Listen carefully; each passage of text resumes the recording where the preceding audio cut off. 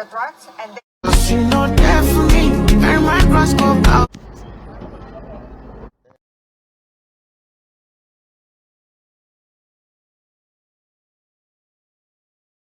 We're about to publish the statement that was adopted. So now is the time for each one of us to show leadership.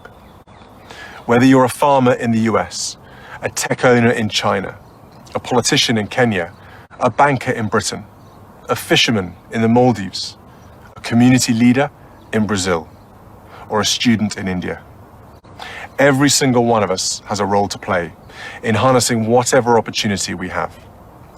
I'm committed to using the unique position that I have to help set those Earthshot goals and reward people across every sector of society and in every part of the world who do their bit to help achieve them. And I first give the floor to the President of the European Council, please. And here we go. 10, 9, 8, 7, 6, 5. 4-stage engine start. 3, 2, 1. Boosters in ignition. And liftoff of Artemis 1.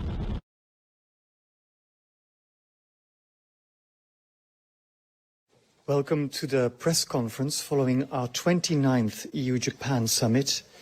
Just let me remind you that we have translation into Japanese, English and French for those following remotely.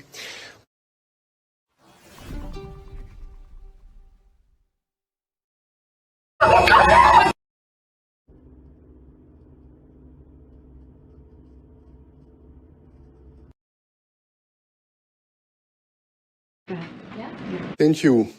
Good afternoon, Prime Minister Kishida, dear Fumio, dear Ursula. It's a pleasure to welcome you here in Brussels. Today, Japan and EU cooperation is as strong and positive as ever. And I would like to thank you,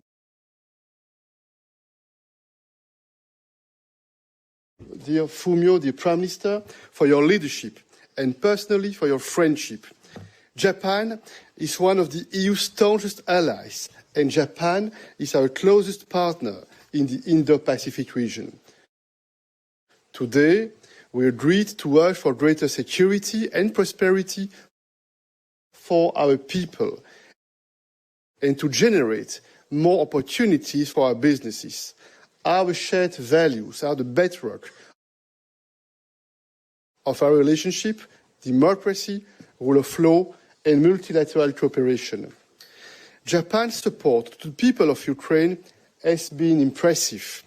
As the current G7 chair, you have stood resolutely in backing Ukraine and condemning Russia. And just yesterday, in Vilnius, we, G7 leaders, committed to ramping up our support for Ukraine and increasing the pressure on Russia. The EU and Japan are also working together to bolster peace and security on the Korean Peninsula.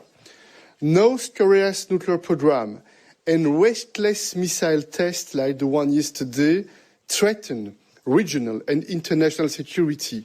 We condemn these in the strongest possible terms.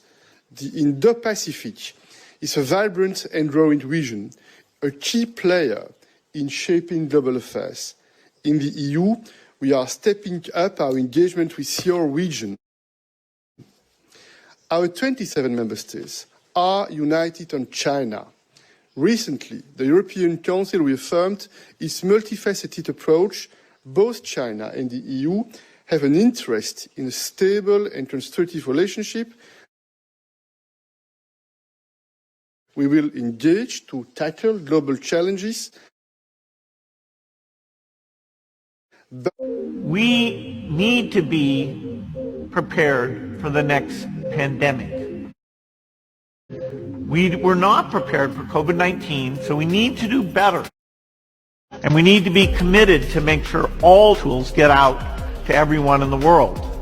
China's expertise and resources and manufacturing capacities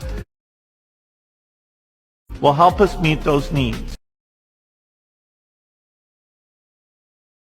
But These are issues that need to be addressed: level playing field, reciprocity, and a balanced economic relationship.